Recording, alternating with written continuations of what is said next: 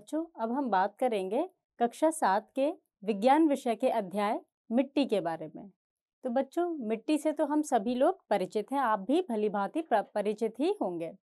जैसे कि आप मिट्टी में जब छोटे होंगे या आपने छोटे बच्चों को भी देखा होगा कि मिट्टी में बहुत खेलना पसंद करते हैं, है ना?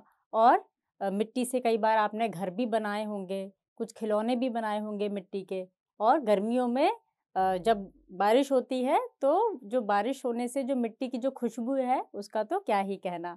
और मिट्टी के बहुत सारे बर्तन भी आपने देखे होंगे बाज़ार में। और मिट्टी के बर्तन जैसे सुराही है, मटका है, इन सब का पानी भी आपने इस्तेमाल किया होगा। तो आपने देखा कि मिट्टी का किस तरह से यूज़ होता है, इस्तेमाल किया जाता है मिट्टी को अपने दैनिक जीवन में, आप उसको देखते हैं। तो उसी मिट्टी के बारे में हम आगे और चर्चा करेंगे बच्चों। तो मिट्टी होता क्या है कि मिट्टी जो हमारी जो धरती की सबसे ऊपरी परत है, वो मिट्टी कहलाती है जिसमें हम पौधे को उगा सकते हैं, यानी जिसमें पौधा उगाया जाता है। और पौधा आपने देखा होगा बच्चों कि जो सबसे ऊपरी जो परत होती है मिट्टी की, उसमें पौधा लगाया जाता है।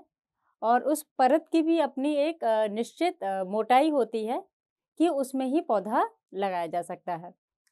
और पौधों से विभिन्न प्रकार की सामग्रियाँ भी हमें मिलती हैं, खाने-पीने से लेके औषधि तक की सारी चीज़ें हमें मिलती हैं।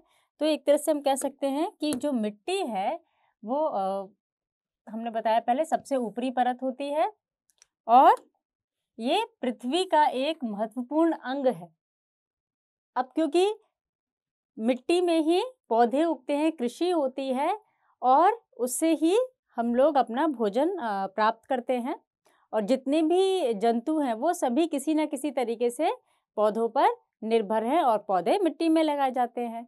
और जिस तरह से माँ अपने बच्चों का पालन पोषण करती है, तो इस तरह से धरती भी एक तरह से हमारा पालन पोषण करती है सभी जीवों का। इसलिए ये क्या है बच्चों, मिट्टी एक पृथ्वी का एक महत्वपूर्ण अंग है और इसलिए लोग इसे धरती माता भी कहते हैं।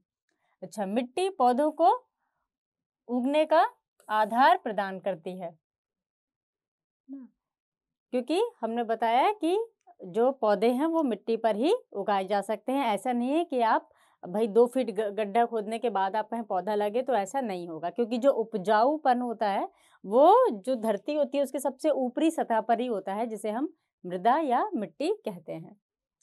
और उसमें ह्यूमस भी होता है, उसके बारे में आगे आपको बताएंगे। मिट्टी में अनेक सूक्ष्म जीव भी पाए जाते हैं। तो बच्चों, जैसे कि हम भी जीव हैं, आप भी जीव हैं, जितने भी प्राणी हैं वो सब क्या है, जीव हैं। तो हम तो एक दूसरे को देख सकते हैं, लेकिन और ऐसे भी जीव होते हैं जिनको हम अपनी आँखों से नहीं देख सकते। वो बहुत ही छोटे होते हैं, अर्थात बहुत सूक्ष्म होते हैं, बहुत छोटे, जिनको हम नहीं देख सकते हैं। उनको हम माइक्रोस्कोप की सहायता से देख सकते हैं, या हम कह सकते हैं उसको हिंदी में सूक्ष्मदर्शी भी कहते हैं ना, जो सूक्ष्म जीवों को दिखा सके। तो ये जो सूक्ष्म जीव होते हैं बच्चों, ये सर्वव्यापी होते हैं, अर्थात सब जगह पाए जाते हैं, चाहे वो जल हो या मिट्टी हो, है ना, या हवा हो। और हमारे शरीर में भी बहुत तरह के सूक्ष्म जीव पाए जाते हैं।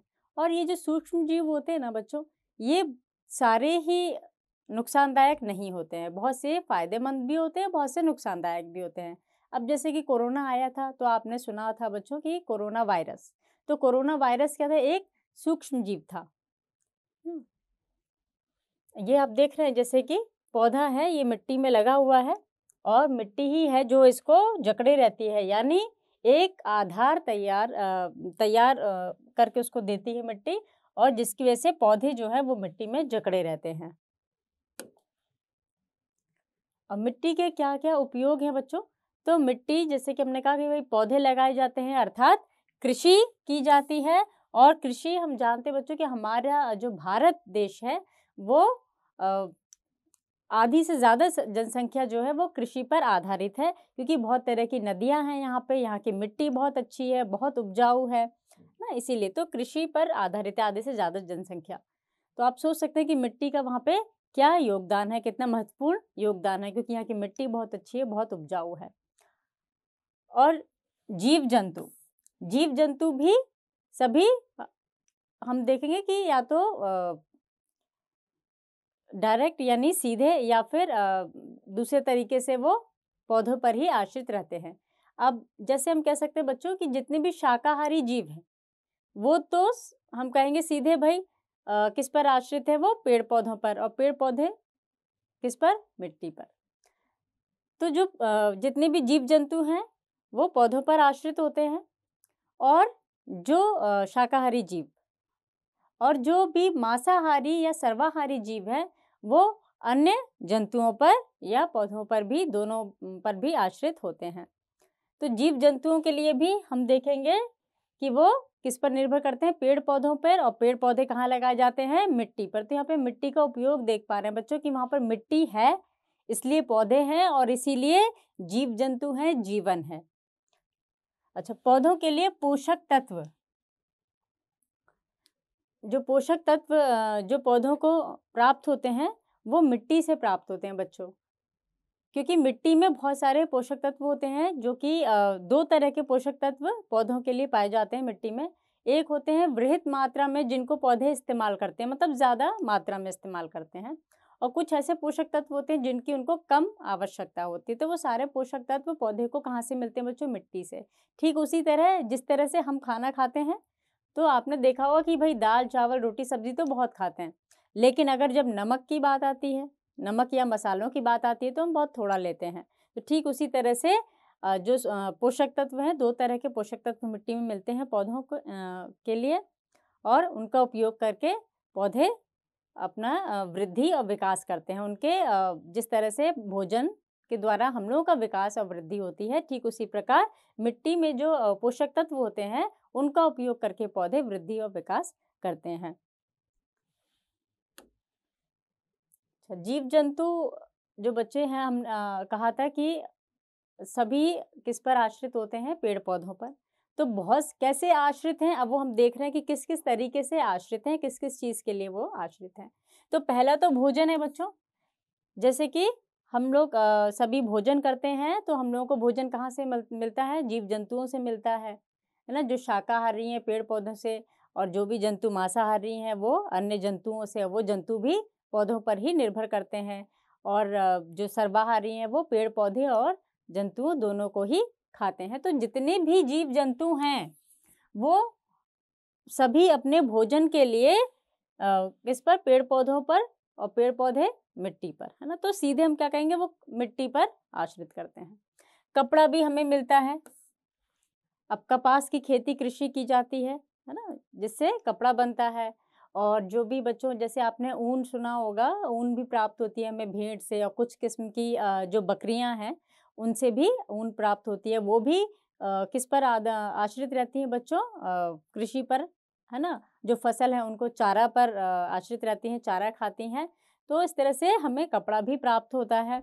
जूट वगैरह है, वो भी जूट पटसन वगैरह आपने देखा होगा, है ना, वो भी हमें कहाँ से मिलते हैं, पेड़ पौधों से ही मिलते हैं। अच्छा, आश्रय, हम जानते हैं बच्चों कि बहुत सारे ऐसे भी जीव हैं जो कहाँ पर रहते हैं, पेड़ पौधों के ऊपर रहते हैं, है ना। तो उनको आश्रय मिल रहा है पेड़ पौधों से। और कुछ ऐसे भी जीव हैं जो कि मिट्टी में रहते हैं, जैसे कि हमने बताया सूक्ष्म जीव। और भी कई ऐसे जीव हैं, कीट हैं, और जंतु हैं, जो कि गर्मियों में क्या है भाई, मिट्टी के अंदर चले जाते हैं ताकि उनको ठंडक महसूस हो, या बहुत ज़्यादा सर्दी होती है तब भी चले जाते हैं। अच्छा, औषधि भी प्राप्त होती है हमें साथ में। तो आश्रय आपने देखा कि किसी जीव जंतु को आश्रय मिलता है पेड़ पौधों से, मिट्टी में। और औषधि, कई तरह की औषधि भी हमें प्राप्त होती है। जैसे कि आपने देखा होगा बच्चों, जितना भी आयुर्वेद जो विज्ञान है, तो सारा आयुर्वेद विज्ञान जो है वो किस पर आश्रित है, औषधि पर। और औषधियाँ कहाँ से मिलती हैं, पेड़ पौधों से मिलती हैं, वनस्पतियों से मिलती हैं, बहुत तरह की।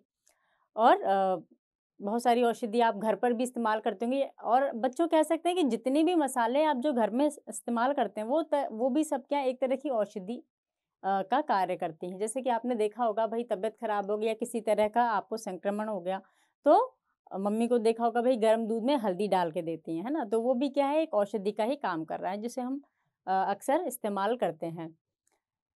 तो ये भी जीव जंतुओं को औषधि भी प्राप्त होती है। अच्छा, पारिस्थितिक तंत्र को बनाए रखना। तो पारिस्थितिक तंत्र क्या होता है बच्चों, जैव और अजैव घटकों को मिलाकर पारिस्थितिक तंत्र बनता है। तो ये जो पारिस्थितिक तंत्र है ये कई तरह का हो सकता है। जैसे जल में रहने वाले जो जीव हैं, है ना? उनमें जो जैव घटक और अजैव घटक, है ना? उनका जो आपस में जो संबंध है, किस तरह से वो वहाँ का जो है व्यवस्थित कर रहे हैं, मतलब आपस में एक-दूसरे का सहयोग कर रहे हैं। या समुद्र का भी हो सकता है, समुद्र का पारिस्थितिक तंत्र, कि वहाँ के जो पेड़-पौधे हैं, जो जंतु हैं और जो भी अजैविक फैक्टर हैं, है ना? कारक हैं, जैसे कि सूर्य है, धूप है, हवा, जल, ये सारी चीज़ें। और इसी तरह से जल का पारिस्थितिक तंत्र होता है ना? सॉरी, जो हम बता चुके हैं जल का। अच्छा, जंगल का भी पारिस्थितिक तंत्र होता है। तो ये जो बहुत तरह के जो पारिस्थितिक तंत्र होते हैं, उन सभी में जीव-जंतुओं का विशेष महत्व है और वहाँ पे पेड़-पौधों का भी विशेष महत्व है। तो जो जीव-जंतु हैं, वो सभी क्या करते हैं बच्चों, पारिस्थितिक तंत्र को बनाए रखने में काफ़ी सहयोग करते हैं और पौधे भी काफ़ी सहयोग करते हैं। मिट्टी भी सबसे पहले तो हम कहेंगे कि सहयोग करती है, क्योंकि जैसी मिट्टी होती है, उसी प्रकार से पेड़-पौधे होते हैं और पेड़-पौधों के हिसाब से जो वहाँ पे जो जंतु हैं, वो सभी होते हैं, है ना? और हम सभी जानते हैं बच्चों कि जो पेड़-पौधे हैं, वो कार्बन डाइऑक्साइड लेते हैं और ऑक्सीजन गैस निकालते हैं। तो जो पारिस्थितिक जो तंत्र है, जो वातावरण है किसी भी क्षेत्र का, चाहे वो जंगल का हो या नदी का हो या तालाब का हो या समुद्र का हो, उसको बनाए रखने में विशेष योगदान देते हैं।